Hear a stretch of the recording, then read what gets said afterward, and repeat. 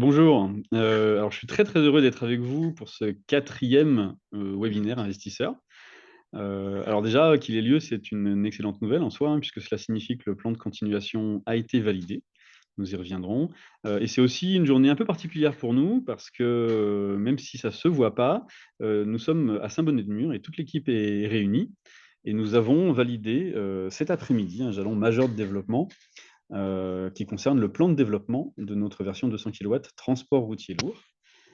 Voilà. Ne boudons pas par ailleurs notre plaisir, hein, par un hasard des calendriers, ce webinaire tombe le lendemain de la publication de la stratégie nationale de l'hydrogène décarboné, qui comporte en conclusion, je cite, que les secteurs prioritaires pour l'utilisation d'hydrogène bas carbone sont l'industrie et les mobilités lourdes et intensives, et en particulier pour l'aviation et le maritime. Alors, bien sûr, cette conclusion intègre aussi les carburants durables à base d'hydrogène, tout autant que les piles à combustible, mais elle reflète vraiment la réalité que je partage avec vous depuis plus d'un an et qui est au cœur de notre stratégie. Donc, le sommaire d'aujourd'hui reflète bien ce moment un peu particulier de notre vie d'entreprise. Nous reviendrons sur le plan de continuation qui a été validé par le tribunal des activités économiques. Nous ferons un point avec le directeur technique d'Opium, Fabien Guimard, qui est à mes côtés, sur des activités techniques destinées principalement à conserver notre avance technologique. Et nous terminerons par des perspectives commerciales, de marché, et de manière plus détaillée que ce que nous avons pu faire jusqu'à aujourd'hui. Tout d'abord, quelques éléments donc, sur la décision du tribunal des activités économiques d'approuver le plan de continuation. Le plan de continuation, je vous l'ai présenté en détail lors du webinaire du 22 janvier. Alors, c'est une étape vraiment majeure pour la vie de la société et je voudrais le remettre dans son contexte et évoquer avec vous ce que cette décision rend possible, ou je dirais à nouveau possible. Alors le contexte, sur une petite frise, ou plutôt, que s'est-il passé en une année? Alors je dis en une année, parce que ça fait exactement un an, en réalité, en ce qui me concerne, qu'entre ma nomination au conseil d'administration le 27 février 2024 et l'audience du tribunal, du 27 février 2025, donc un an jour pour jour. Et en un an, nous avons retrouvé à la fois de la visibilité, avec une vision, une stratégie qui s'inscrivent donc, tout à fait dans la stratégie nationale hydrogène.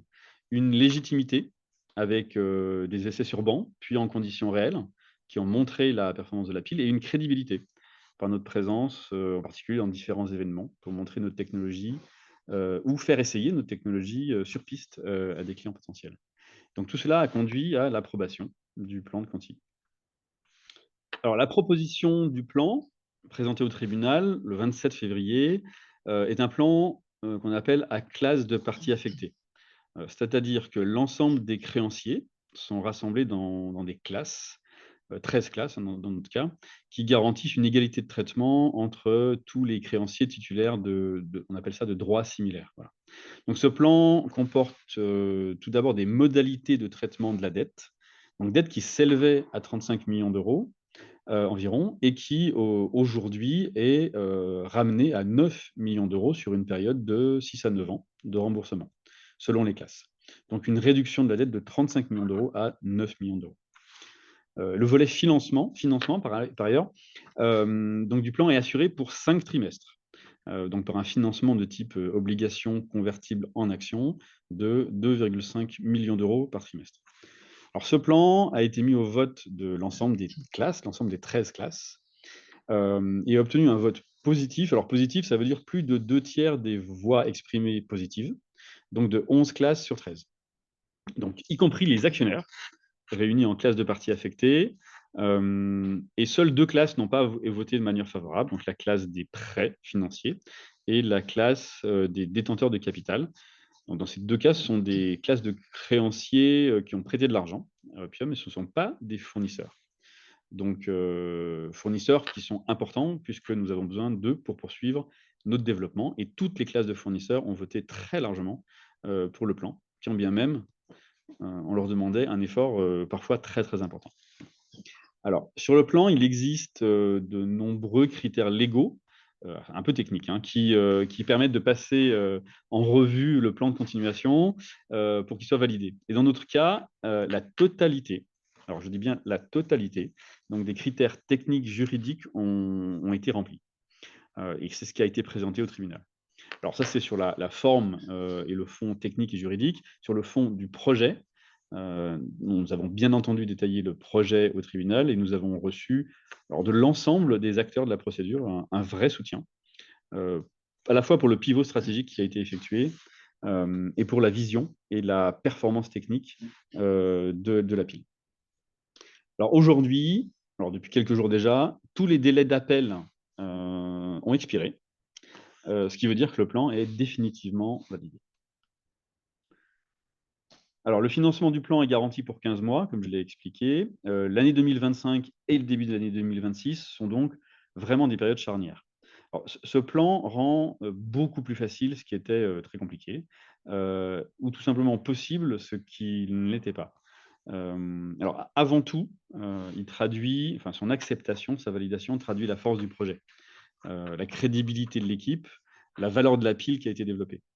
Alors, il rend surtout hommage, en fait, cette validation, à la passion des équipes, qui ont su finalement, à la fois se remettre en question dans le cadre d'un pivot stratégique et croire en leur force pour traverser cette épreuve. Traverser cette épreuve, une telle épreuve, c'est pas une chose facile, et l'équipe aujourd'hui en sort vraiment renforcée et plus forte que jamais pour le futur. Alors ce que rend plus facile le plan, c'est d'abord les relations business, les relations avec notre écosystème. Nos créances sont clarifiées, les modalités de remboursement sont claires. Nous pouvons reprendre des relations plus fluides avec à la fois nos fournisseurs, donc ça en des paiements à la commande, par exemple, ou avec nos clients. Et ce que rend possible le plan, qui ne l'était pas auparavant, c'est mener à son terme finalement l'adossement à un actionnaire de référence dans les prochains mois. Notre dette est très fortement réduite par rapport à la créance potentielle maximale qui existait à l'entrée en procédure. Nous avons plus d'un an de visibilité de financement et non plus une visibilité finalement à un mois et à 6 mois en cas de renouvellement de période d'observation. Et nous avons, bien entendu, repris sans attendre, dès la connaissance de la décision et dès sa publication, les discussions donc avec des industriels et les fonds qui pourraient les accompagner. Alors, si nous sommes engagés sur la réussite de l'adossement à un actionnaire industriel, c'est que nous disposons, et nous le savons, de vrais atouts majeurs sur lesquels nous allons revenir. Alors, l'innovation continue, l'innovation, nous l'entendons comme la mise sur le marché d'un produit ou de produits qui répondent à des besoins clients qui ne sont pas satisfaits aujourd'hui. Alors, revenons quelques instants sur la vision et la stratégie. Alors, pour ceux qui, peut-être, découvrent ou redécouvrent Opium aujourd'hui. Notre ambition, c'est celle de devenir l'acteur de référence pour la décarbonation du transport lourd à horizon 2028-2030. Décarboner les transports passe par l'électrification. La décarbonation des voitures légères, c'est faite par l'électrification à batterie, qui a permis à la voiture électrique, finalement, de passer de niche à masse en une petite décennie. Alors, dit autrement, le véhicule électrique à batterie, euh, euh, c'est la meilleure solution de décarbonation pour tous les marchés pour lesquels il répond aux besoins. Alors, c'est de la trottinette à la voiture en réalité. Mais la décarbonation à batterie pour des transports lourds n'est pas possible. En tout cas, pas pour les usages les plus exigeants à cause de la quantité de batterie qu'il faudra embarquer, de leur masse, qui limite le transport, ou de leur coût. Voilà. Et souvent, des temps de recharge qui sont beaucoup trop longs. Alors, la question, enfin, une des questions hein, que pose la stratégie nationale de l'hydrogène décarboné 2025, c'est qu'en est-il pour les véhicules utilitaires légers, qui sont finalement entre les deux mondes, entre la voiture et le transport lourd. Alors, nous, ce n'est pas un marché que nous visons. Donc, nous voulons décarboner les transports lourds avec l'électrification à pile à combustible hydrogène et faire passer de niche à masse les véhicules lourds décarbonés, que ce soit en véhicule neuf ou en rétrofit. Donc, notre concurrent, unique aujourd'hui. C'est donc bien la solution actuelle, le moteur diesel, qui n'a pas d'alternative décarbonée à ce jour pour le transport lourd. Alors la capacité d'innovation, notre capacité d'innovation, elle s'appuie en tout premier lieu sur la compétence de l'équipe. Compétence de l'équipe qui s'est rassemblée autour du projet finalement dès l'origine d'Opium. Aujourd'hui, nous sommes 30 personnes, toutes venues chez Opium avec un passé et une grande expérience alors dans de nombreuses disciplines techniques, mais toutes en lien avec la pile à combustible. Nous avons aujourd'hui 16 brevets déposés ou en cours de finalisation finalement de dépôt de brevets et nous sommes installés à Lyon. Alors c'est une petite nouveauté pour ceux qui n'ont pas suivi notre activité 2024, à Saint-Bonnet-de-Mur, donc près de Lyon, qui est un site qui a pour vocation à devenir notre siège social. Nous gardons une installation aussi à Paris. Donc tout ce que nous présentons aujourd'hui, même si c'est pas figure pas sur ce slide, clairement tout ce qui a été rendu possible, la performance technique, tout cela vient des 30 salariés qui sont indiqués sur ce slide, de leur passion et surtout de leur résilience et de leur capacité à résister pendant la tempête que nous avons traversée. Alors la capacité d'innovation qui vient de cette équipe-là, elle s'est traduite par 4 piliers qui sont en fait aujourd'hui les 4 piliers de la marque Opium, nos 4 différenciants. Ils traduisent vraiment les compétences et l'expérience qui sont rassemblées dans l'équipe et qui ont trouvé leur expression pour créer un différenciant par rapport à d'autres sociétés qui pourraient proposer des piles à combustible. Donc le premier pilier, c'est la légèreté et la compacité. Alors il faut rentrer dans les compartiments moteurs existants dans un premier temps, il faut être léger et compact aussi pour propulser, des avions ou des bateaux. Voilà. Cette légèreté, cette compacité, c'est vraiment notre marque de fabrique aujourd'hui. Ça change la donne, dans un camion existant, soit on rentre pas et si on rentre pas, on est hors du marché. Nous avons, une compacité qui nous permet, de répondre aux besoins des clients. Notre deuxième pilier, c'est notre visibilité sur une roadmap, une trajectoire, de décroissance du prix.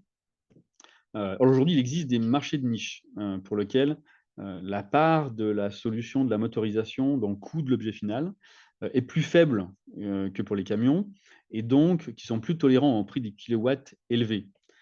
Mais clairement, en 2025, nous ne sommes pas pour l'offre camion transport lourd au niveau du prix du diesel. Et d'ailleurs, personne dans le monde n'y est. Nous allons progresser, apprendre sur des marchés de niche et cette courbe de décroissance de prix, nous la réaliserons, enfin nous l'exécuterons grâce à ces marchés. Le troisième pilier, finalement, c'est la modularité. Notre système pile peut comporter 1 ou 2 stacks de 100 kilowatts et couvrir la majorité des besoins des clients. Alors de 1 à 2 stacks, 100 à 200 kilowatts ou avec 2 systèmes de 200, donc 400 kilowatts. Voilà. Ça permet de proposer donc une gamme de puissance qui est vraiment adaptée aux usages. La puissance embarquée détermine vraiment le prix d'achat. Elle est proportionnelle au prix d'achat. Et donc le choix d'une modularité nous permet d'adresser l'ensemble des marchés au juste prix. Par ailleurs, le choix de 2 piles en tandem, donc côte à côte, je pense que Fabien nous en parlera tout à l'heure, permet d'être compatible avec des applications qui demandent une faible épaisseur, comme par exemple des bus de ville pour lesquels on a besoin d'une faible épaisseur de pile.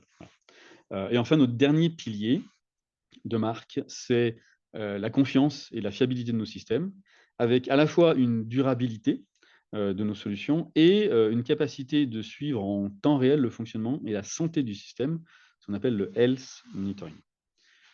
Alors, je vais laisser la parole à Fabien Guimard, notre directeur technique, qui va vous présenter 2 sujets techniques encore chez vous.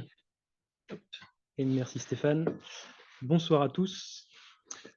Donc un point particulier sur nos activités techniques du moment. Donc nous avons 2 principales activités sur lesquelles on peut faire un zoom aujourd'hui. Donc la première, c'est continuer d'apprendre et d'optimiser notre technologie de pile à combustible. Donc on a conçu notre propre cœur de pile et dans le but d'adresser tous les marchés, nous devons soumettre notre technologie aux différentes sollicitations. Afin de nous aider à ça, nous utilisons une plaque de mesure appelée S++, qui est positionnée en lieu et place d'une cellule. Donc photo à droite, c'est l'élément jaune qui dépasse de la pile, et qui nous permet de mesurer les densités de courant et les températures au sein de la cellule. Donc, en modifiant les paramètres de fonctionnement de la pile, comme la température, la pression, les stoichiométries et les humidités des gaz, on peut observer en temps réel la réponse du cœur de pile. Donc, on a un exemple à gauche qui représente une densité de courant finalement sur notre surface active. Donc, ces données nous aident donc à optimiser les performances de la pile, mais aussi sa fiabilité et sa durabilité. Car en ayant un aperçu direct des cartographies de température et de densité de courant, on peut jouer sur les paramètres pour homogénéiser ces cartographies et ainsi optimiser la surface active du cœur de pile et ainsi moins la solliciter thermiquement et mécaniquement. On utilise également beaucoup le jumeau numérique de la pile, donc c'est la photo en bas, pour étudier et optimiser les contraintes mécaniques sur les composants. On utilise la technologie des éléments finis pour simuler le comportement du stack sous contrainte et on corrèle ces résultats avec des capteurs dédiés sur le stack. Notamment, on peut citer des capteurs d'effort sur les tirants de la pile pour optimiser la compression en fonctionnement et gérer sa dilatation thermique. Donc finalement, cette première activité est vraiment dédiée à la montée en maturité de notre technologie, que ce soit en termes de performance, de fiabilité et de durabilité. Tout ça pour préparer la future génération. Donc, certaines de ces activités inventives sont déclarées dans notre crédit impôt recherche, principalement sur des composants ou des sous-systèmes, afin de pousser encore plus loin nos performances et notre durabilité, un facteur clé pour les transports lourds. Parmi ces activités, nombre d'entre elles font, comme l'a dit Stéphane, l'objet de demandes de brevets et certaines sont d'ores et déjà déposées. Notre deuxième activité du moment, c'est le développement de notre système 200 kW dans sa version maritime, qui est une version finalement dérivée de notre système de 100 kW pour les transports lourds à l'horizon 2028-2030.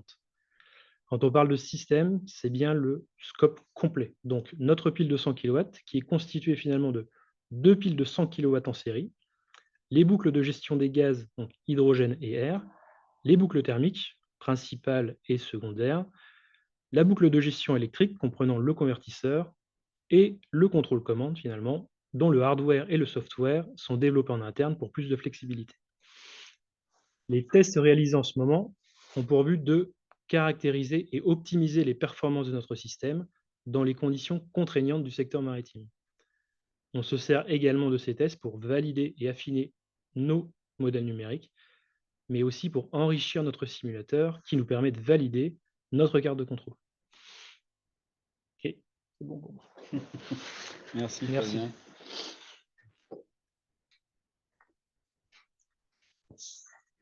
Donc après, c'est quelques éléments à la fois de vision, de stratégie et nos atouts et quelques précisions sur des activités que nous menons, quelques domaines d'application. Alors j'ai déjà évoqué tout à l'heure les marchés de niche que nous pouvons adresser dans le développement du business et donc c'est l'occasion de préciser un petit peu ce que nous entendons par marché de niche. Alors, d'une manière générale, notre vision 2028-2030, c'est bien le marché de masse des transports lourds. Donc on voit à droite, hein, qui au niveau européen, représente à peu près 400 000 camions, chaque année, vendus sur le marché européen. Alors, au niveau mondial, c'est de l'ordre de 4 millions. Voilà. Donc c'est le marché de masse que nous adressons. Alors ce marché, comme je l'ai dit tout à l'heure, il est, très exigeant en termes de coûts de solution. Et même, si nous avons intégré, donc je l'ai précisé tout à l'heure, une roadmap, de conception, qui permet, d'évoluer, vers une solution avec un prix compétitif, en 2025, on n'est pas à ce niveau-là, voilà. Donc nous avançons sur notre trajectoire.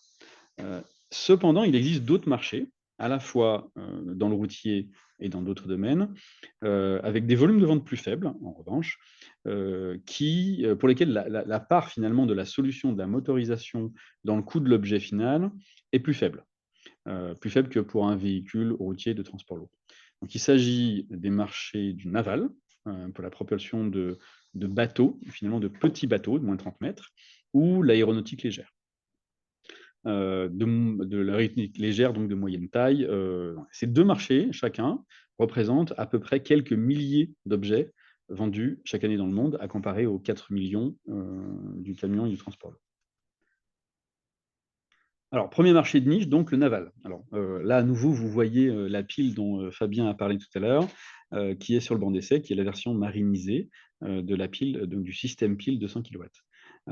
Alors nous avons communiqué déjà avec, sur notre partenariat avec, K-Challenge, qui, est vraiment un expert de l'écosystème, marin, et qui est, pionnier dans le domaine de l'hydrogène. Et donc Fabien a expliqué donc le développement, qui était en cours et qui, pourrait, s'appliquer, rapidement, sur, des objets, du domaine marin. Le marché, il est finalement assez mature. Il est plutôt dynamique, et il va probablement rapidement y avoir des demandes, sur des objets alors que potentiellement on pouvait ne pas imaginer initialement, qu'on appelle du semi-rigide. Donc c'est plutôt on imagine souvent des gros bateaux, voire des très, très gros bateaux, alors on a volontairement illustré sur le slide avec des petits objets peut-être, qu'on n'a pas l'habitude de voir. On a de très nombreuses demandes, marques d'intérêt, sur ce type d'objet, reçues ces derniers mois. Et donc nous allons, être présents dans le domaine, naval en 2025. Alors par exemple, on sera présent à Navexpo le mois prochain, à l'UNOC à Monaco en juin, et ce marché, de niche certes, mais est vraiment extrêmement prometteur à très court terme. Second marché de niche, c'est l'aéronautique. Alors là aussi, on imagine souvent des gros avions, hein, des Airbus ou des Boeing, à turboréacteur, c'est pas du tout, l'application sur la pile à combustible.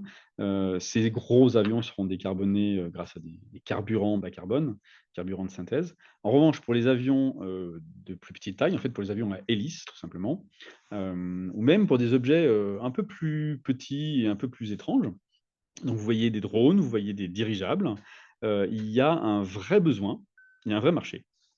Et alors, nous pouvons les adresser, par notre compacité et notre légèreté. Nous avons franchi des limites en termes de compacité et de légèreté qui rendent, accessible, la pile à combustible hydrogène, dans un certain nombre d'objets de ce type-là. Et nous avons d'ailleurs eu, beaucoup de demandes, au moins de request for information, donc de demandes de cotation, d'informations sur notre pile, y compris pour des stacks plus petits que notre stack de référence de 100 kilowatts, tout en conservant la même compacité, la même légèreté. Et donc nous avons, imaginé, enfin c'est plutôt l'équipe technique de Fabien qui a imaginé, finalement, sur la base du stack, une gamme de 25 à 100 kilowatts en changeant le nombre de cellules, qui répond aujourd'hui, à un grand nombre de besoins. Alors enfin, sur le marché de masse, là pour le coup, à horizon 2028, il existe aussi des applications, à plus court terme, qui sont plus tolérantes au prix, donc sur le marché routier. Heu, la valeur, la valeur du kilomètre parcouru peut être supérieure parce que, c'est un kilomètre parcouru en ville, parce que la mission effectuée, a une forte valeur ajoutée, ou parce que, c'est tout simplement, à plus forte valeur ajoutée que transporter du colis, à travers l'Europe sur des longues distances.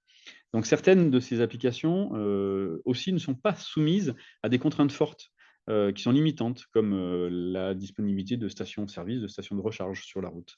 Donc par exemple, on peut penser, à la benne à ordures ménagères. C'est un cas un peu particulier, mais, c'est un objet qui a un cas d'usage extrêmement exigeant en termes d'énergie, ça demande beaucoup d'énergie, qui circule en ville, donc il y a des notions de pollution et d'émissions qui sont importantes, et qui rentre à son dépôt, de même que l'ensemble de tout le parc de bennes ordures ménagères de la ville. Voilà. Où, on peut imaginer qu'il y ait une station, hydrogène, qui soit mutualisée. Voilà.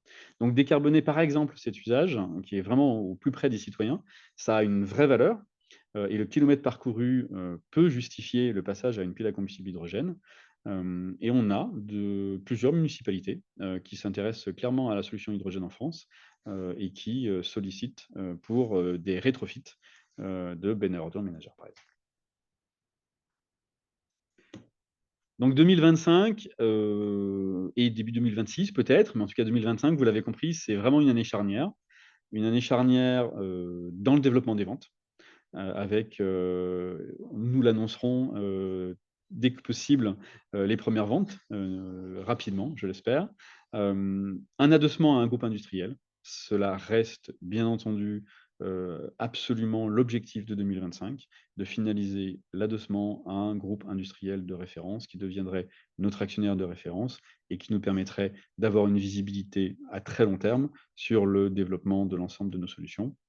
Et accessoirement, le dimensionnement de notre ligne de production. Alors je dis accessoirement, mais c'est important. Là, vous avez, en photo le bâtiment dans lequel nous sommes à l'instant, et qui, a rassemblé l'ensemble des équipes, R&D, les, équipes de test, les bancs de test et dans lequel sera installée la ligne pilote, d'assemblage de nos systèmes piles et qui, produira, nos premiers systèmes piles, dès cette année.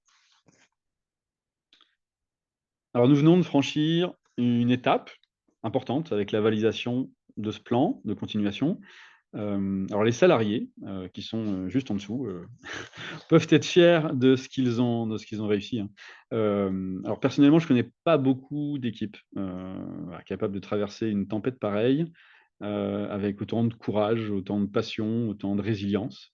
Donc je tiens aujourd'hui vraiment à les remercier et je le ferai de vive voix dans quelques minutes ou quelques heures en tout cas. Et on l'a déjà fait, hein, de toute façon.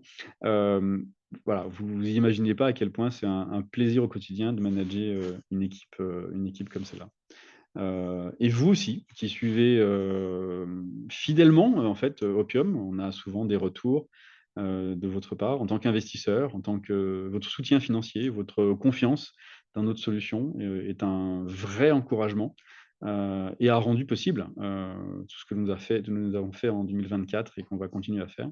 Et je veux aujourd'hui aussi vous remercier chaleureusement. Alors, rien n'est gagné. On a surmonté une épreuve que peu pensaient surmontable, en tout cas que peu pensaient que nous serions capables de surmonter. On a repris courageusement notre route, sur un nouveau chemin, après un pivot, avec une nouvelle vision et une nouvelle stratégie, celle de la décarbonation, du transport lourd. Et aujourd'hui, nous allons mieux. Voilà, notre horizon s'est éclairci et nous sommes tous mobilisés, voilà, pour l'année 2025 et après, qui s'annonce l'année 2025, absolument aussi passionnante que 2024, avec beaucoup de challenges à relever.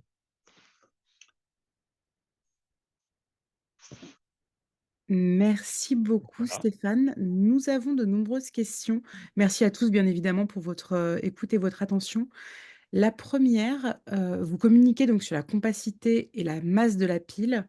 Qu'est-ce qui fait qu'elle est meilleure que les autres? En quoi se distingue-t-elle? Alors ça, c'est pour le directeur technique, ça. Ouais, celle-là, elle est pour moi, ouais. Bien va prendre, Celle-là, elle est pour moi, oui. Eh bien, oui, je vais essayer d'y apporter une réponse. Donc, en fait, en concevant notre propre cœur de pile, on a la main sur tous les composants de la pile et notamment la plaque bipolaire. La plaque bipolaire, c'est un des composants qui a un vrai impact, en fait, sur la performance, mais aussi sur la masse, sur la compacité, de la pile au global, avec la membrane, bien évidemment.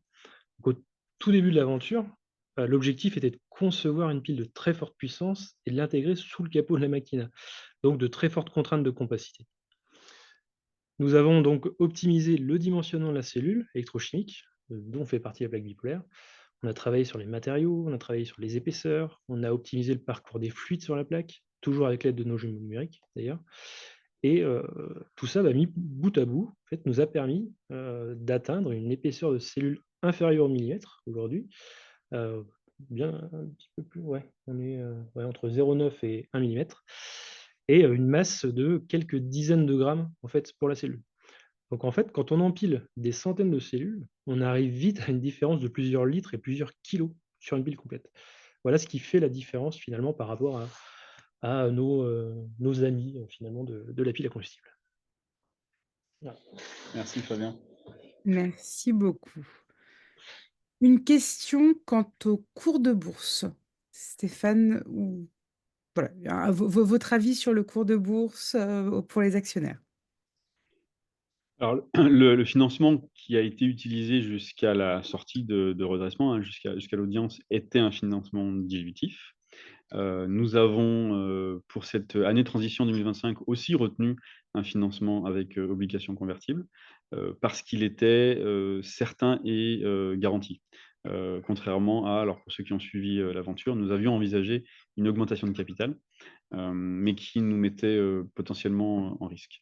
Donc ce financement est certes, dilutif, et donc peut avoir comme effet une baisse du cours de bourse. l'ensemble de toutes les actions, et nous l'avons vu en 2024 et on continue en 2025, les réussites commerciales lorsqu'on pourra les annoncer, mais l'ensemble de toutes les avancées technologiques que nous menons au quotidien, tout notre plan d'action a pour objectif de faire remonter la valeur globale de la société, donc de fait son cours de bourse. Et donc au quotidien, toutes nos actions, tous les développements, toutes les applications que nous adressons sont là pour augmenter la valeur de la société et donc à soutenir le cours de bourse. Merci beaucoup. Une question quant au partenariat avec K-Challenge. Quelles sont les perspectives? Est-ce que vous pouvez nous en dire un tout petit peu plus? Alors, je l'ai évoqué tout à l'heure, le domaine naval en France a un réel potentiel. Aujourd'hui, dans les marques d'intérêt qu'on reçoit, c'est une partie importante des sollicitations, donc ce qu'on appelle les RFI, donc Request for Information, c'est-à-dire que les demandes d'informations techniques pour savoir si notre pile est capable de répondre aux besoins des clients, ou des RFQ, donc Request for Quotation, qui est carrément une offre technique et commerciale. Le domaine du maritime, et particulièrement en France, est très dynamique et on a beaucoup de sollicitations dans ce domaine-là. Il se trouve que Catch Challenge est un acteur absolument incontournable de l'écosystème marin en France.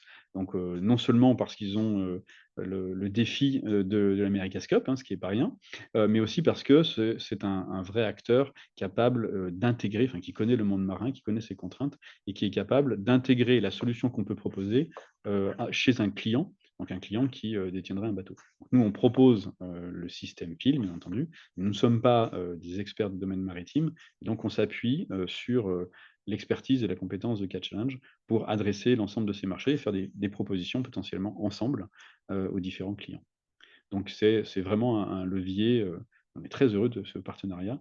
On sera d'ailleurs tous ensemble lors du salon à Lorient le mois prochain. Alors, vous nous annonciez que vous étiez sur le site, de Bonnets-sur-Mur. Pour autant, Saint-Bonnet-de-Mur, Saint c'est ça. est-il pour autant déjà opérationnel? Alors, oui, le site de Saint-Bonnet-de-Mur, il a une triple vocation. Il a d'abord pour vocation de rassembler une grande partie des équipes d'ingénierie, donc ingénierie pile, donc le site de R&D. Donc là, il est totalement opérationnel. Il a pour vocation enfin, héberger l'ensemble des bancs d'essai. Et donc ça, on a dès l'inauguration, hein, on a pu voir, nos bancs d'essai sont aujourd'hui à Saint-Bonnet et donc fonctionnent. Et donc le système pile 200 kW marinisé que Fabien a montré tout à l'heure est sur le banc d'essai à Saint-Bonnet-de-Mur. Et il tournait encore cet après-midi d'ailleurs. Voilà. Et donc le troisième intérêt de ce site, c'est d'avoir la première ligne d'assemblage. Donc aujourd'hui, nous avons une partie des équipements d'assemblage qui nous permettent, si nécessaire, d'assembler nos systèmes piles à Saint-Bonnet. Nous n'avons pas encore la ligne totalement automatisée grande vitesse. Et en fonction des contraintes que nous sommes en train d'identifier, nous allons, courant de l'année 2025 probablement, équiper le site avec ce qu'on appelle la ligne pilote, qui ensuite aura pour vocation à être utilisée et avec un retour d'expérience, être dupliqué sur d'autres sites potentiellement pour assembler des systèmes piles de manière vraiment industrielle. Quelles sont les perspectives, de l'hydrogène en France quant à son déploiement auprès des différentes applications et des différents marchés? Alors là, on rejoint la stratégie hydrogène. En fait, on l'a un peu évoqué tout à l'heure, clairement, le transport lourd tel qu'on l'imagine, c'est pas tout de suite, et c'est peut-être à horizon 2028-2030. Alors, il se trouve que cette date de 2028-2030 a aussi été évoquée par le leader incontesté au niveau mondial, hein, qui est Toyota, pour le déploiement de la solution, pile à combustible sur le transport lourd. En revanche, tout de suite, on a des applications navales et aéronautiques. Et alors, une des contraintes principales, hein, qui est évoquée sur le transport lourd, c'est la disponibilité finalement de la molécule pour l'usager. Dans le domaine du naval, dans le domaine de l'aéronautique, on parle de port et on parle d'aéroport. Donc on parle potentiellement d'une zone où on peut mutualiser le besoin et donc construire, enfin installer une station de recharge. Et par ailleurs, dans ces deux domaines-là, comme je l'ai évoqué tout à l'heure, le prix de la motorisation a moins d'importance, moins d'impact sur la solution finale que dans le transport lourd où le prix, le coût enfin, d'un tracteur est finalement relativement bas, et où donc le coût de la solution doit être compétitif avec le diesel. Donc, pour toutes ces raisons-là, les ports et les aéroports seront sans doute les lieux où ça se développera en premier, et donc avec des applications qui sont du naval et de l'aérien, je pense, à très court terme et dès 2025, c'est clair. Quelle est la place d'Opium dans le programme Hydrogène 2030? Ah, bah, alors en réalité, alors je réponds, on a un peu répondu. Le programme Hydrogène 2030 dit que le transport lourd se fera plutôt à horizon 2030. Pour les applications très exigeantes, bah, c'est exactement ce que nous disons. Il est en revanche, et le programme l'évoque, hein, il y a des cas spécifiques, des cas très particuliers. Donc on parlait tout à l'heure de la benne à ordures ménagère, où finalement la solution électrique à batterie ne répond pas. Et si on veut décarboner, et en l'occurrence, c'est un objet qui rentre en ville, donc qui a un impact à la fois environnemental assez fort, il y a un impact sur les populations assez fort. Donc il y a des cas très particuliers routiers pour lesquels, dès cette année, il y aura, et d'ailleurs il y a des appels d'offres d'un certain nombre de municipalités, il y a des appels à projets, il y aura des applications routières pour du transport lourd, pour du routier. Voilà. Mais comme l'évoque donc le document, c'est principalement, en tout cas à court terme, sur le naval et l'aérien que le développement se fera. Alors eux, ils évoquent un horizon lointain pour l'aérien, parce que c'est l'aérien très lourd, finalement, les gros Airbus turboréacteurs dont qu'on évoque, avec un fuel donc, à base d'hydrogène. Mais sur les applications plus légères de l'aérien et sur les applications plus légères du maritime, la pile à combustible a du sens dès aujourd'hui.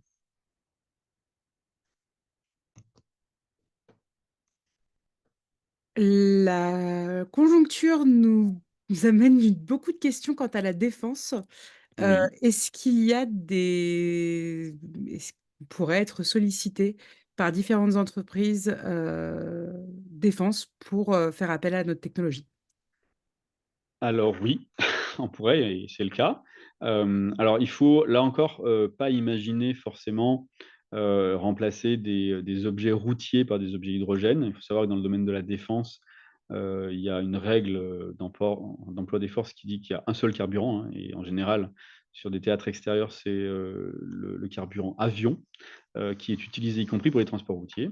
Donc en revanche, il y a tout un tas d'applications et on peut penser à des drones, on peut passer des drones aériens ou du domaine naval, pour lequel l'hydrogène est une vraie solution, pour des unités qui seraient indépendantes, qui ne seraient pas projetées, en même temps que des forces aériennes importantes.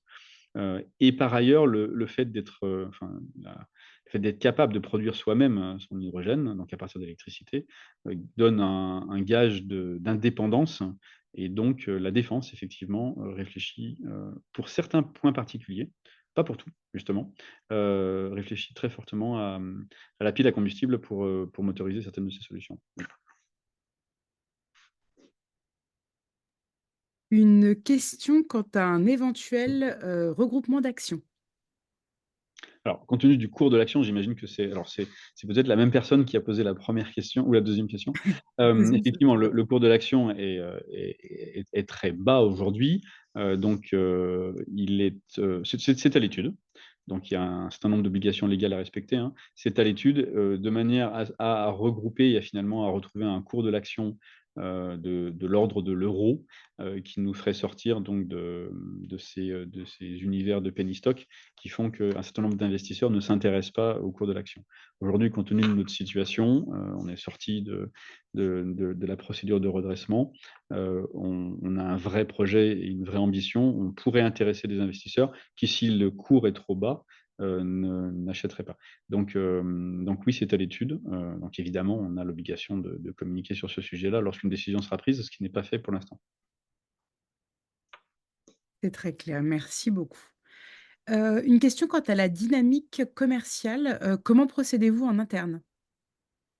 Pour Alors, aller on a une chercher de nouveaux clients et cetera, Oui, comment? on a une équipe commerciale, qui adresse l'ensemble des marchés. Alors aujourd'hui, on a On a un suivi qui est hebdomadaire, hein, de l'ensemble des sollicitations qu'on a reçues pour l'ensemble des marchés, et on suit un processus donc assez classique, hein, qui est, donc d'identification des clients ou de recherche de clients en fonction des solutions. Donc je l'ai dit tout à l'heure, de RFI, donc on envoie les caractéristiques techniques de notre système, au client pour qu'il identifie si elle répond ou non à ses besoins. Et si c'est le cas, aller plus loin, donc à la RFQ, donc Request for Quotation, c'est-à-dire faire une proposition technique et commerciale, avec un engagement, hein, sur un prix et sur un nombre de livraisons. Donc, nous avons de nombreux clients, au stade de RFQ. Alors quand je dis nombreux, c'est, plus d'une dizaine et quasiment une centaine au stade de la RFI. Voilà, donc je ne vais pas détailler absolument tout, pour l'instant, mais, depuis en réalité, le flux d'intention commerciale est arrivé, fin d'année dernière, a commencé fin d'année dernière, avec la réussite des essais sur piste et avec, l'événement qui a eu lieu le 15 novembre, sur lequel on avait communiqué. On a invité un certain nombre d'acteurs importants à venir essayer, alors à l'époque c'était la Machina, à venir essayer la Machina, sur le circuit de Montlhéry. Voilà. C'était un moyen pour nous de montrer que la techno existait et de faire, tester en réel, à des clients en montant dans la voiture à côté d'Olivier Lombard, la performance de la pile. Donc, on communique pas régulièrement sur ce enfin, toutes les sociétés ne communiquent pas sur leur flux de clients en RFI, en RFQ. En revanche, lorsqu'on aura des contrats importants qui seront signés, évidemment, on informera le marché.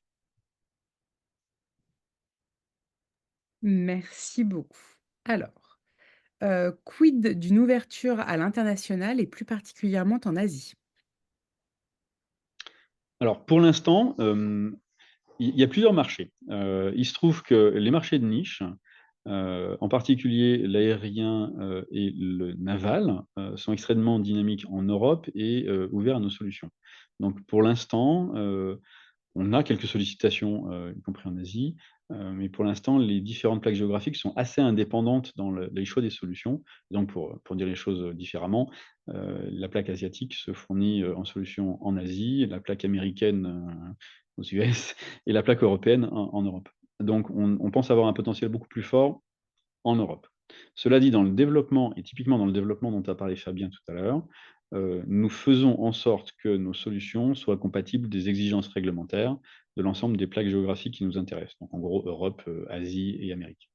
De manière à ce que, si une, une alliance potentielle, enfin une JV potentielle était envisagée, on ne soit pas bloqué par, des contraintes techniques qui nous empêchent finalement d'adresser un marché. Voilà. Donc pour l'instant, on ne vise pas de manière active le marché asiatique, mais tous les développements que nous faisons font que, nos systèmes sont compatibles avec les exigences du marché. Quels sont les principaux concurrents d'Opium? Alors je le dis toujours, c'est le moteur diesel, donc je ne citerai pas les concurrents d'Opium. Non, tout ce que je peux dire, c'est qu'il y a un leader incontesté et incontestable, c'est Toyota. Voilà. Donc après, je ne citerai pas tous ceux qui ont le niveau suffisant pour essayer de courir derrière le leader incontesté. Je pense que nous en faisons partie, on est plusieurs. Aujourd'hui, enfin en 2024, en tout cas, on a gagné notre ticket pour être dans le peloton, qui court après le leader Toyota et on n'a pas l'intention de le laisser partir trop loin. Une question quant à l'application sur les engins de chantier. Alors c'est un marché. C'est un marché, c'est vrai qu'on l'a On pas mis adresse? oui, oui, oui, tout à fait. Alors, des engins de chantier avec une forte consommation énergétique, et des déplacements, importants. Donc ça peut être des tractopelles, ça peut être, alors il faut savoir que dans certains cas, l'engin de chantier, il a une valeur de la marchandise transportée, donc si c'est des cailloux ou du sable, hein, qui est pas énorme. Donc ça sera le coût, qui sera, l'inducteur, le 1er inducteur. En revanche, il y a d'autres engins de chantier pour lesquels, il y a une valeur vraiment réelle à l'énergie, enfin une valeur ajoutée de l'engin qui pourrait, permettre donc du coup de passer à des solutions, de type, pile à combustible. Voilà. Donc, il n'était pas on n'a pas mis cette photo-là, à côté du camion poubelle ou, des nettoyeuses de rue, mais, c'est un marché qui est intéressant, oui. Le ministre de l'Industrie a récemment fait des annonces, notamment sur, la filière hydrogène. Ce matin, Com oui. Exactement. Comment se positionne Opium dans ce contexte? Existe-t-il un partenariat ou un soutien concret, de la part du gouvernement? Est-ce qu'il va y avoir des subventions? J'ai des questions à tiroir quant au rôle du gouvernement et le soutien, de la filière hydrogène. Alors oui, il y a un soutien, hein, il y a un soutien qui est très fort et on a des relations avec le ministre d'ailleurs. Et jusqu'à la sortie, enfin jusqu'à la décision du tribunal, nous ne pouvions pas, nous adresser au guichet, de subvention, puisque l'État considère que, la mise en période d'observation et le gel finalement, pendant cette période-là de la dette est déjà une aide en soi. Et donc, les guichets des subventions ne sont pas, ouverts pour les entreprises en période d'observation. C'est désormais fini, donc je ne l'ai pas évoqué dans ce qui est aujourd'hui possible et qui ne l'était pas auparavant. Aujourd'hui, effectivement, nous pouvons, candidater à un certain nombre d'appels à projets, d'appels européens, candidater seuls ou avec d'autres entreprises, sur des projets subventionnés et bénéficier d'un certain nombre de subventions. Par ailleurs, une des subventions importantes, hein, qui pourrait être, intéressante à court terme, c'est, pour l'industrialisation. Donc il y a des guichets de ce qu'on appelle première usine, qui pourraient nous permettre donc d'accélérer notre équipement en moyens industriels pour produire des piles. Une question un petit peu technique. Est-ce que l'usage de l'hydrogène liquide envisagé pour les applications aéronautiques ou pour les niches à forte puissance représente des défis spécifiques pour Opium? Alors, est-ce que tu veux donc Fabien? alors, est-ce que Fab oui, si tu veux répondre, allez. Oui, alors en fait, c'est une diversité finalement sur notre système, mais en fait, on l'a déjà pris en compte. Donc finalement, on est assez, on peut, utiliser, l'hydrogène liquide ou l'hydrogène, gazeux, sans aucun souci. Voilà, on a déjà adressé, effectivement ce besoin. Gaz. Ouais, c'est ça. Merci beaucoup. Des questions quant à l'avancement, les interactions avec de grands groupes industriels pour soutenir l'activité de l'entreprise. Où en sommes-nous? Des échanges pour les partenariats, est-ce qu'on peut en dire davantage ou ça fera l'objet d'un communiqué de presse lorsque cela sera Il y concrétisé? a il y a 2 il y a 2 il y a 2 il y a 2 questions dans la question. Ça peut être, donc des grands groupes qui potentiellement peuvent devenir des clients, donc de nos solutions et donc, dès qu'on a des contrats importants signés, on leur demandera l'autorisation de communiquer, donc ce ne sera pas forcément automatique, donc il faut l'avis du client. En revanche, il peut y avoir donc un adossement industriel à un grand groupe et donc là, bien entendu, on doit attendre, d'avoir signé quelque chose de définitif avant de pouvoir communiquer. Donc, mais alors on a l'obligation de toute façon, hein, dès qu'une une lettre d'intention ou un memorandum of understanding serait signé, de le communiquer. Donc, on le fera rapidement. Les discussions avec les grands groupes industriels français et européens, donc comme je l'ai évoqué, hein, dès la sortie, donc dès la décision du tribunal, en fait, dès l'expiration du délai d'appel, de manière à ce qu'on soit certain que la décision du tribunal était définitive, nous les avons repris, de manière assez intensive et c'est clairement le une activité que je mène de manière, importante pour toute l'année, voilà. Comment appréhendez-vous les découvertes dans le domaine des réserves d'hydrogène blanc en France? Alors, il y a, potentiellement, il faut qu'on le regarde, un marché pour, des piles à combustible, qui, transformerait cet hydrogène blanc en électricité. Heu, c'est tout à fait possible, et il faut le regarder. La, donc on appelle ça du stationnaire, en fait, hein. Donc c'est un mode de fonctionnement qui est un peu différent du mode de fonctionnement qu'on attend d'un système, naval ou aérien, où on a des profils de puissance à suivre.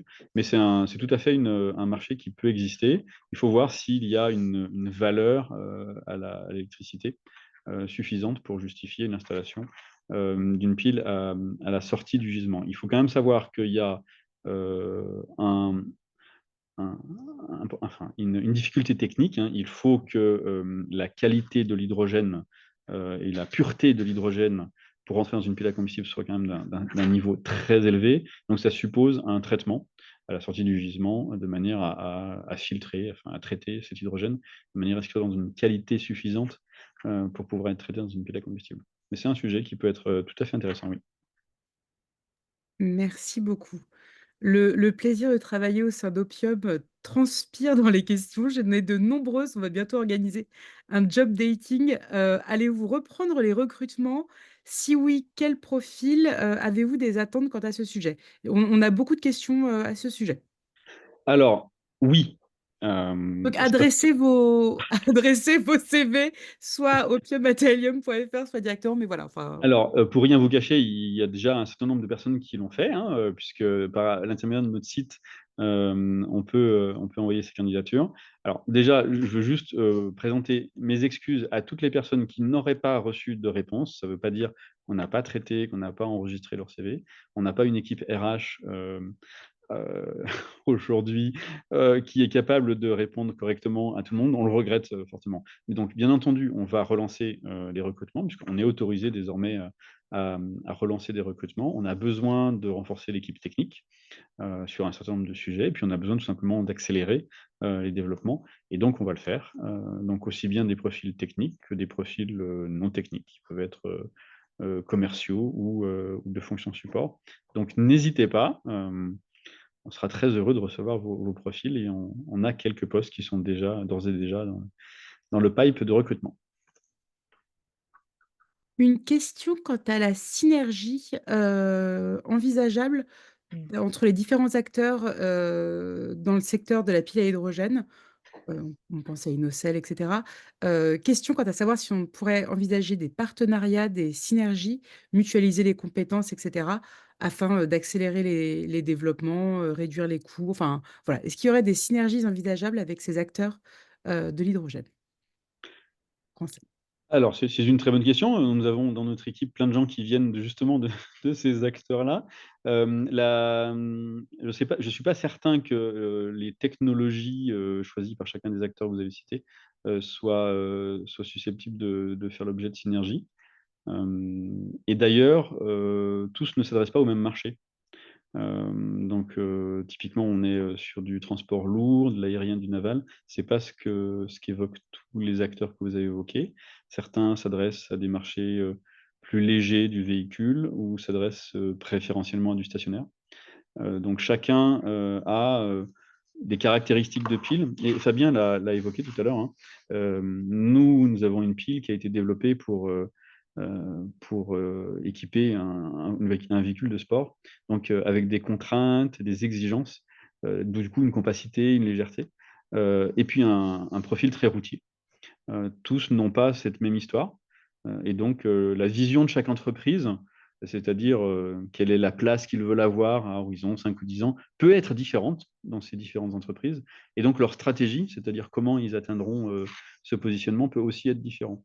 Donc quand vous accumulez tout ça, des visions différentes et des stratégies différentes, je ne suis pas certain qu'on puisse trouver très facilement des scénarios. Il y a une impatience quant au premier client. Alors on sait en plus que le contexte est un petit peu particulier, voilà, mais est-ce que vous auriez une visibilité à présenter pour, le premier client? Alors évidemment, je ne vais pas vous dire: «Oui, ça sera tel jour à telle heure», parce que sinon le lendemain, Des heu, espoirs quant tout le monde va à me un le mois? reprocher. Bien, on l'a. S2, voilà, enfin il y a beaucoup de questions quant à l'horizon de la on parle d'opportunités, à quand serait réalisée la transformation, le 1er client, voilà. On l'annoncera dès que ce sera fait, et j'espère que ce sera très vite. Je suis sûr que ce sera très vite. Merci beaucoup. Des questions quant à la participation, aux différents salons évoqués? Est-ce que les personnes pourront venir à votre rencontre? Alors bien sûr, j'ai évoqué donc le salon Navexpo, donc le mois prochain, donc à Lorient. Donc, on n'aura pas de stand en tant que tel, mais bien entendu on sera présent et identifiable, donc on pourra venir nous voir. On sera présent au salon de Rotterdam, qui est à peu près au même moment. Et là, pour le coup, nous aurons un stand et donc vous aurez des personnes qui vous accueilleront.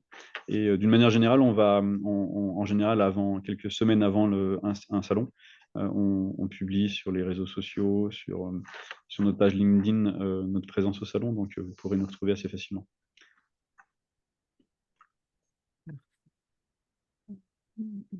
Ah oui, il y a encore des questions qui arrivent. Donc, Très bien.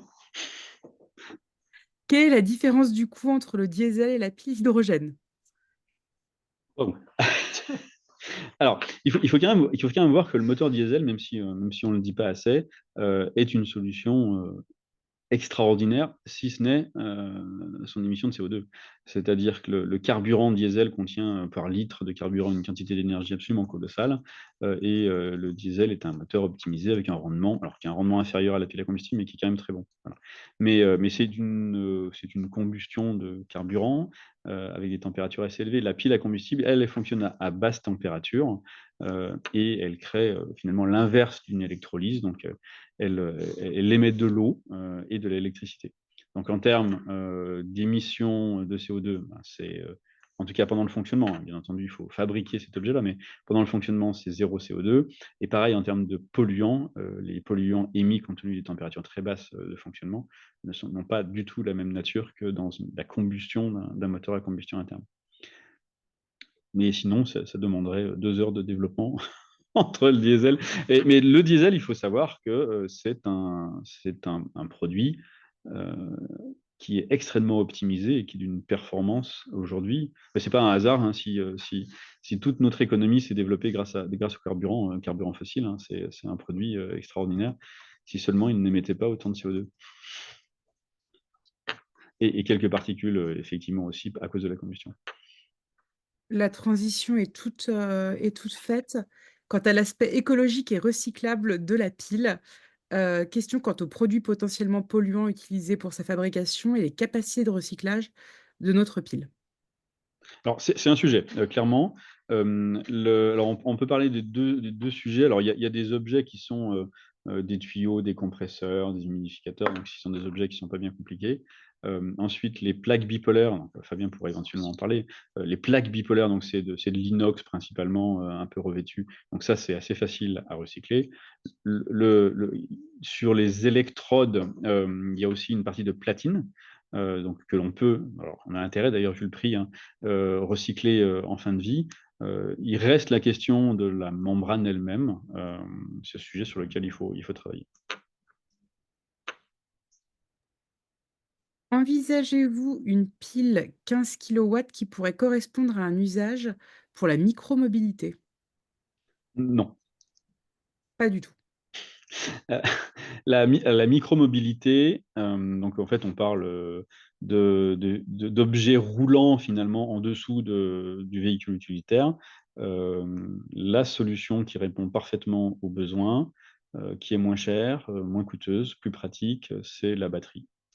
Donc non.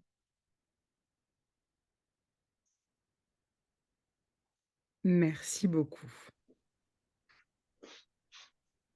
Pardon, ouais, ouais. Une petite dernière question peut-être. Mmh. Alors, ça a déjà été répondu, enfin, ça a déjà été abordé dans la présentation.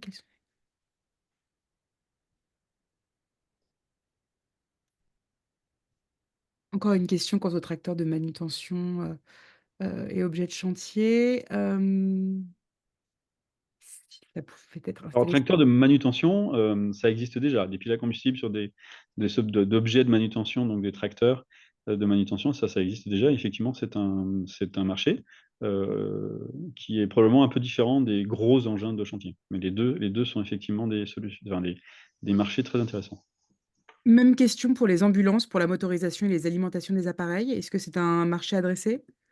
Alors, en fait, pour le marché routier, en dessous de 3,5 tonnes, non. Les cas d'usage, enfin, la quasi-totalité, pour ne pas dire la totalité, des cas d'usage que l'on observe sur les véhicules en dessous de 3,5 tonnes, la batterie, donc l'électrification. Évidemment, il faut décarboner, donc il faut électrifier. Ensuite, une fois qu'on a électrifié, c'est-à-dire qu'on a mis des moteurs électriques pour faire avancer, on a le choix entre soit la pile à combustible pour produire l'énergie, soit la batterie. Et pour tous ces objets de moins de 3,5 tonnes, la solution à batterie, en réalité, répond parfaitement aux besoins du client. Donc, étant moins cher, à partir du moment où elle répond aux besoins, étant moins cher, plus pratique à recharger, plus fiable, et étant une solution connue, on n'envisage pas ce type d'application. C'est difficile, mais je vais sélectionner 2 questions, la vie est ainsi faite. À quelle échéance sont prévus les premiers essais du système PAC-OPION sur le navire de K-Challenge? Alors, c'est plutôt 3e trimestre de cette année. Très bien. Et une question, qu'en est-il des limites actuelles au développement de l'hydrogène, notamment en ce qui concerne le stockage et plus particulièrement les réservoirs? Alors, les réservoirs embarqués, c'est pas précisé dans la question? Non. Alors, Ouais, si j'ai la réponse en Alors, je vais essayer de comprendre la question. Alors, nous ne sommes pas du tout des fabricants de réservoirs. Alors, en France, il y a deux très grands fabricants de réservoirs. Et le transport routier, alors on peut parler des réservoirs à hydrogène gazeux, 750 bars. Donc, nous ne sommes pas des fabricants de réservoirs. Donc, c'est un métier avec des exigences réglementaires. Et aujourd'hui, il n'y a pas de. Enfin, le type de réservoir est mature, hein, donc il y a des solutions qui existent dans sur le marché, hein, pour des réservoirs, aussi bien pour des produits routiers que par exemple pour des bateaux, hein, puisque dans le cas des bateaux qu'on étudie, on met aussi des réservoirs gazeux. On peut aujourd'hui imaginer qu'il y a des solutions hydrogène liquide qui pourraient devenir vraiment intéressantes. Donc, comme l'a précisé Fabien, la pile, elle reçoit du gaz, hein, sous une certaine pression, hein, donc elle n'est pas dépendante du type de réservoir. Mais ça permet d'avoir les deux solutions et dans certains cas d'emporter une énergie supplémentaire, parce qu'en réservoir liquide, on peut envisager d'avoir plus d'énergie embarquée à bord que dans un réservoir gazeux. Donc le réservoir gazeux, en fait, c'est tout à fait mature, hein, et le liquide, il y a des solutions qui existent déjà, hein, et c'est en train de se développer. une dernière question, et voilà, parce que ça arrive et certaines qui ont déjà été, abordées. 3 continents principalement adressés. Est-ce que l'Inde, un peu la même question que pour la Chine, est-ce que l'Inde pourrait être un une cible pour nous? Alors on a eu des sollicitations de la part de ce continent-là. Le critère de prix va être très important pour l'Inde.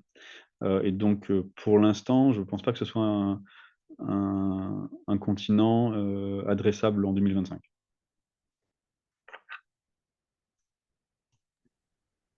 Merci beaucoup. C'est la dernière question. Merci à tous, Merci beaucoup. d'avoir participé et d'avoir posé tant de questions. Il y en a encore qui sont en attente, mais bien évidemment, nous revenons vers vous avec, avec des réponses. Merci Stéphane, merci Fabien pour, votre disponibilité, vos réponses. Merci à tous les actionnaires, investisseurs, d'avoir participé à ce webinaire et on se dit à très bientôt. Tout à fait. Merci. Merci Merci à à tous. tous et bonne soirée. Au revoir. Au revoir.